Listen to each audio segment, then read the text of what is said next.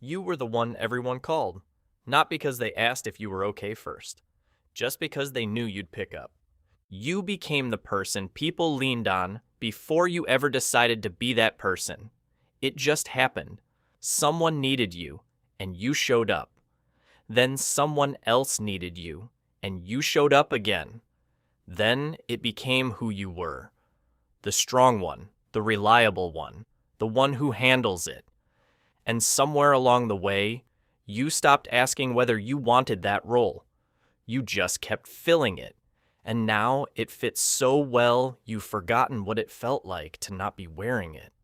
You built your whole identity around being the person who doesn't fall apart. And it's worked. People trust you. People count on you. But nobody ever stopped to ask what that cost you.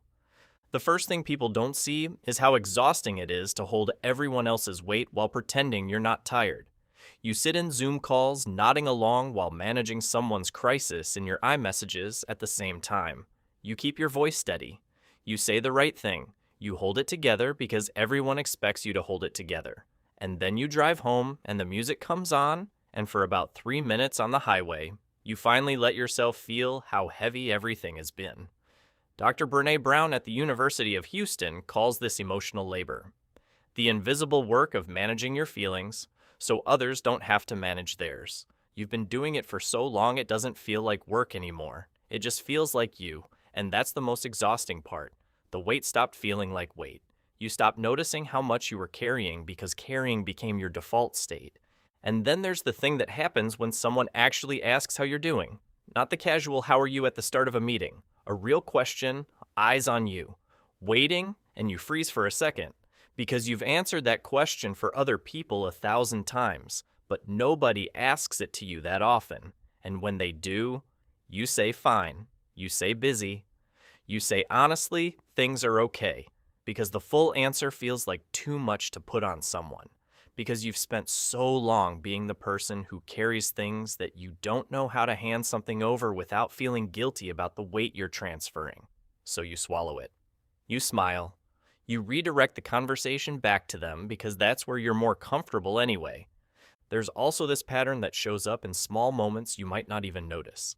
You'll be in a group chat and someone will post, "How is everyone doing?" And you'll type out a real answer and then delete it and send something funny instead. Not because you're avoiding it, because somewhere you learned that no space is really the right space for that.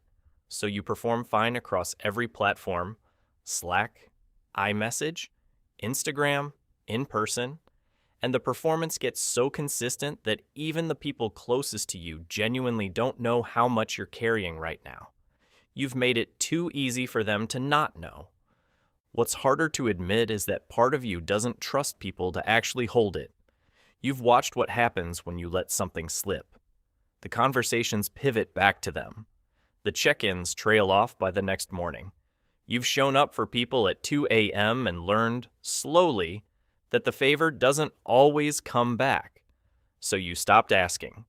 Not because you're bitter. Because you learned. You got the data and adjusted. You told yourself it was safer to need less. And that worked for a long time, until it started making you feel like a ghost in your own life, present everywhere, felt by no one. The part nobody talks about is that being strong for everyone else can make you feel invisible in a room full of people who love you. You sit at Thanksgiving dinner, and you're the one keeping conversation moving, making sure everyone has what they need, watching the dynamics, and quietly smoothing them over. And you look around the table and realize nobody's doing that for you. Not because they don't care, because they don't think to, because you've never seemed like someone who needed it. You've never broken in front of them. So they stopped imagining that you could. And the loneliness of that specific experience is hard to explain to someone who hasn't felt it. Because you're not alone. You're surrounded. But there's a version of loneliness that only exists in full rooms. The one that comes from realizing everyone sees you as the person who handles things, and nobody is wondering whether the handling has a cost. Here's what most people miss about people like you. You don't help others because you're fearless. You help others Because it gives you somewhere to put the love you have that you don't always know what to do with. Dr. Stephen Porges at the University of North Carolina found that people with highly regulated nervous systems often develop caretaking as a primary coping pattern, not from weakness, but from a deep internal need to create safety for others, because at some point, creating it for themselves wasn't an option. You became the strong one not because nothing scared you, but because fear became something you processed alone, quietly, so the people around you didn't have to carry it too. And there's this thing you do where you minimize your own needs the second they start feeling inconvenient to someone else. You'll cancel plans when you're actually exhausted and tell yourself it's fine because you're used to adapting. You'll hold off on sending the text that says, "I'm really not okay today," because you don't want to be a burden. That word, burden, lives in your chest like something you picked up early in life and never put down. Dr. Harriet Lerner, a clinical psychologist who has spent decades studying emotional caretaking, describes this as the caretaker's bind. The more you give, the more invisible your own needs become, not to others, but to yourself. You stop registering what you actually need because needing something stopped feeling like an option a long time ago. Something else worth naming. You've probably been told your whole life that you're so strong. People say it like a compliment, and it is one. But it also became a cage, because once people decide you're strong, they stop checking. They stop offering. They assume you've got it. And you've spent so long living up to that image that asking for help now feels like it would shatter something, like it would change how people see you in a way you can't take back. So you keep going, because stopping feels riskier than staying exhausted. What's true about you that you might not let yourself believe is that strength and struggle are not opposites. You can be the person everyone counts on and still be falling apart.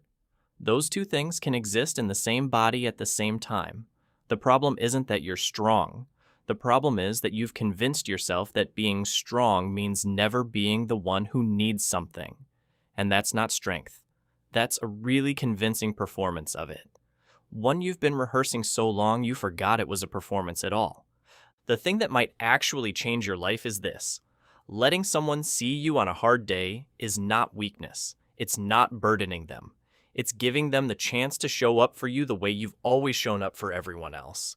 And some of them, the right ones, have been waiting for that invitation longer than you know. They see more than you think.